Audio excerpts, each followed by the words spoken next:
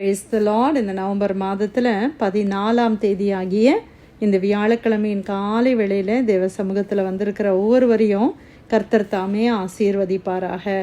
இந்த நாளிலும் நாம் தியானிக்கிற கர்த்தருடைய வார்த்தை நம்முடைய பரிசுத்த வேதாகமத்தில் எபேசியருக்கு எழுதின நிருபம் 4ஆம் அதிகாரம் 26-27 வசனங்கள். Ephesians chapter 4 verses 26 and 27. நீங்கள் கோபம் கொண்டாலும் பாவம் செய்யாதிருங்கள். சூரியன் அஸ்தமிக்கிறதற்கு முன்னாக உங்கள் எரிச்சல் தணிய கடவது. பிசாசுக்கு இடம் கொடாமலும் இருங்கள். அல்லேலூயா.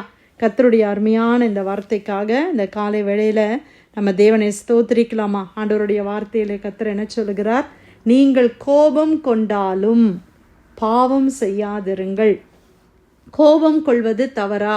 கோபம் கொள்வது என்பது பாவமா என்று வேதத்தில் நம்ம பார்க்கும் பொழுது, கோபம் என்பது பாவம் அல்ல, கோபம் கொள்வதும் பாவம் அல்ல. ஆனால் கோபம் கொண்ட பிறகு நம்ம என்ன செய்கிறோம் என்பது சில வேளைகளிலே பாவத்திலே அது நம்மளை கொண்டு போய் விடுகிறது. அதனால தான் ஆண்டவர் சொல்லுகிறாரு, நீங்கள் கோபம் கொண்டாலும் என்ன செய்யக்கூடாது? பாவம் செய்யாதிருங்கள். ஆமேன். கோபம் நம்மளை ரொம்ப சீக்கிரத்தில் பாவம் செய்வதற்கு நம்மளை அது தள்ளி விடுகிறது. கோபம் என்பது என்னது? ஒரு உணர்வு இல்லையா? இப்போ நம்ம எப்படி சந்தோஷமாக இருக்கிறோம், அழுகிறோம் சில நேரங்களில், அந்த மாதிரி நம்ம கோபப்படுகிறோம். அது ஒரு உணர்வான காரியங்கள், இமோஷன்.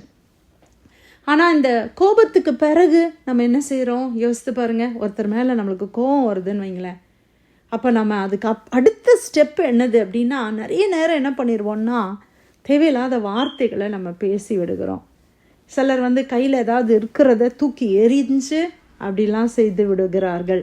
சிலர் கோபத்தில் இன்னுமாக உச்சகட்டமான கோபத்தில் போய் எத்தனையோ தப்பிதங்களை அவர்கள் செய்து விடுகிறதை நம்ம பார்க்குறோம். அதனால தான் ஆண்டவர் சொல்கிறாரு, நீங்கள் கோபம் கொண்டாலும் என்ன செய்யக்கூடாது? பாவம் செய்யாதிருங்கள். ஆமேன்.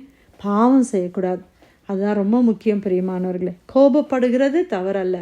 அநேகர் நம்மளை கோபப்படுத்தும் போது நமக்கு ஒரு கோபம் வருது. ஆனால் அந்த கோபத்தில் நம்ம என்ன பேசுகிறோம், என்ன செய்கிறோன்றது ரொம்ப கவனமாக இருக்கணும். அதிலே பாவம் ஒட்டிக்கொள்ள ரொம்ப ஈஸியாக, கோபப்படுகிறவர்கள் பாவம் செய்வது ரொம்ப ஈஸி. அதனால தான் ஆண்டவர் இந்த வார்த்தையை நமக்கு ரொம்ப அருமையாக அவர் சொல்லி கொடுக்கிறார். நீங்கள் கோபம் கொண்டாலும் பாவம் செய்யாதிருங்கள். சூரியன் அஸ்தமிக்கிறதற்கு முன்னாக உங்கள் எரிச்சல் தனிய கடவது. கோபம் என்னவா மாறுது? எரிச்சலாக மாறுது.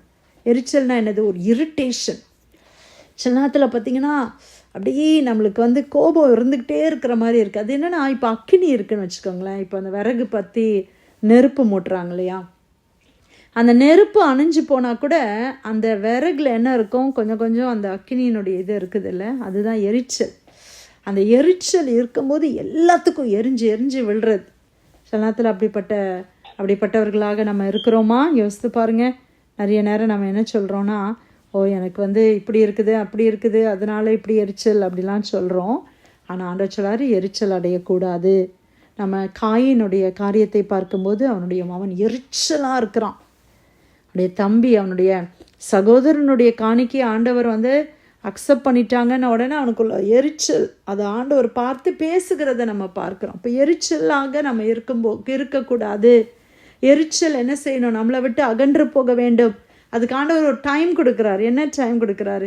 சூரியன் அஸ்தமிக்கிறதற்கு முன்னாக உங்கள் எரிச்சல் தனிய கடவது. இப்போ இன்னைக்கு காலையில் நம்ம கோவப்படுறோன்னு வச்சுக்கோங்களேன். காலையில் ப்ரேயர்லாம் முடிச்சுட்டு நீங்கள் போகிறீங்க, ஏதோ ஒரு சம்பவம், ஏதோ ஒன்று உங்களை கோபப்படுத்துது அப்படின்னு வச்சுக்கோங்க. அந்த கோபத்தை நான் என்ன செய்யக்கூடாது?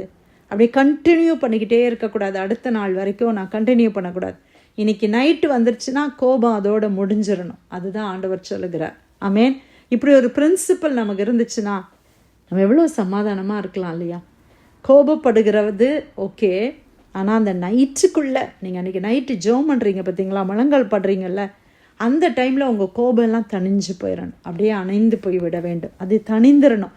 கோபம் தணிந்துருச்சுன்னா அதுக்கப்புறமா அதுக்கு ஒரு யூஸுமே கிடையாது. அது வெப்பமாக இருக்கும்போது தான் அது ஏதாவது ஒன்று நம்ம ப்ரோவோக் பண்ணி நம்ம செய்ய அது தூண்டி விடுகிறது.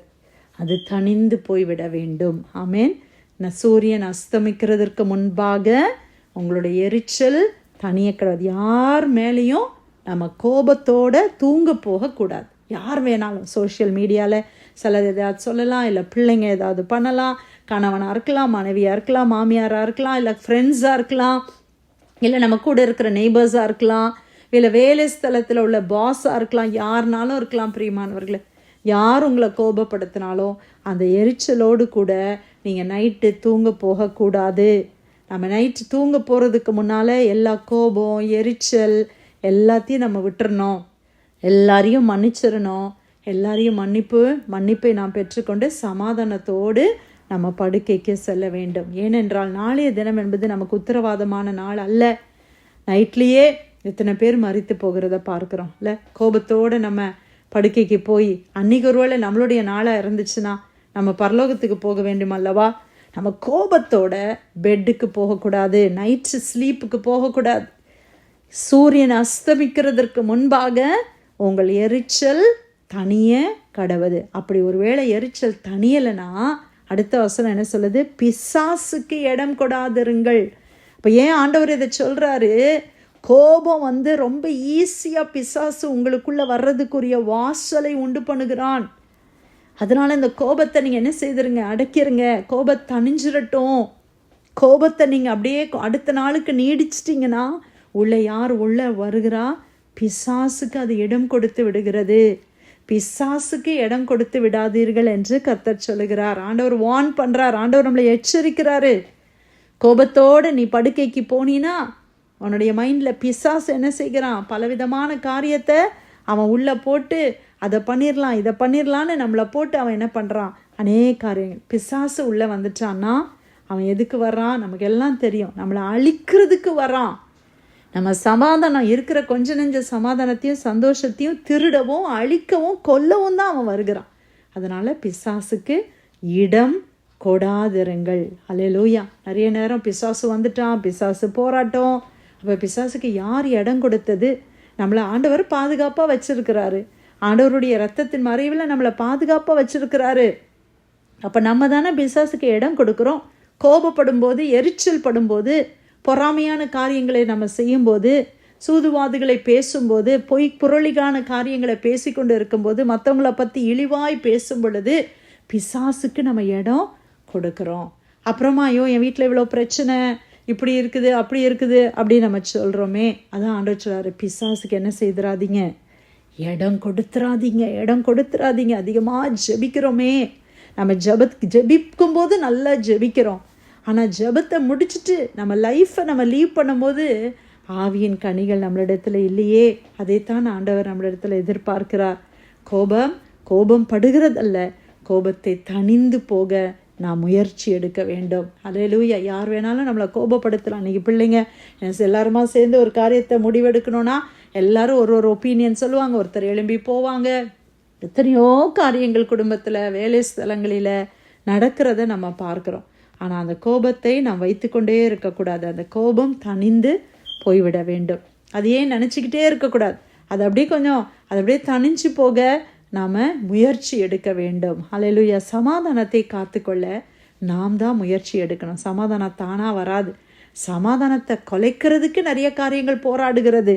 அப்போ இந்த சமாதானத்தை நான் காத்துக்கொள்ளணும்னா நான் கொஞ்சம் முயற்சி எடுக்கணும். நான் கொஞ்சம் இனிமையாக பேசணும், பொறுமையாக நடந்து கொள்ளணும், நிதானமாக நடக்கணும் இல்லையா? இந்த மாதிரி காரியங்கள் நம்மகிட்டத்துல தேவைப்படுகிறது.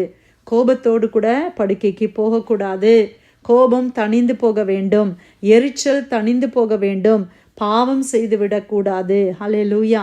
பிசாசுக்கு இடம் கொடுத்து விடக்கூடாது. ஆண்டவர் கொடுத்த இந்த நல்ல ஆலோசனைக்காக, நல்ல வார்த்தைக்காக இதை நீங்கள் ஆலோசனையாக எடுத்துக்கலாம். ஆண்டவர் கொடுக்குற உற்சாகமான வார்த்தையாக நீங்கள் எடுத்துக்கலாம். இல்லை ஆண்டவர் கொடுக்குற ஒரு வார்னிங், ஒரு எச்சரிப்பாய் கூட நம்ம எடுத்துக்கொள்ளலாம். எப்படி வேணாலும் இருக்கட்டும். இந்த வசனத்துக்கு கீழ்ப்படி ஆவியானவர் நமக்கு கிருபை செய்வாராக. நம்ம சமாதானத்தை குடும்பத்திலையும் சரி, நம்முடைய பர்சனலாகவும் நம்முடைய சமாதானத்தை காத்துக்கொள்ள ஆண்டவர் எத்தனை விதத்தில் நம்மளோட பேசுகிறார் இல்லையா? கோபப்படுத்துகிறவர்கள் நம்ம வாழ்க்கையில் இருந்துக்கிட்டே தான் இருப்பாங்க. வார்த்தையினால் நம்மளை கோபப்படுத்த நினைக்கிற அநேக காரியங்கள் உண்டு. பிரியமானவர்களே, அவற்றின் மத்தியிலையும் நம்ம சமாதானமாக இருக்க ஆண்டவர் நமக்கு சொல்லி கொடுக்கிறார். எபேசியர் 4ஆம் அதிகாரம் 26, 27 வசனங்கள். நீங்கள் கோபம் கொண்டாலும் பாவம் செய்யாதிருங்கள், சூரியன் அஸ்தமிக்கிறதற்கு முன்னாக உங்கள் எரிச்சல் தனிய கடவது. பிசாசுக்கு இடம் கொடாமலும் இருங்கள். கர்த்தர் கொடுத்த வார்த்தைக்காக நன்றி செலுத்தி யாராவது நம்ம ஜெபிக்கலாமா?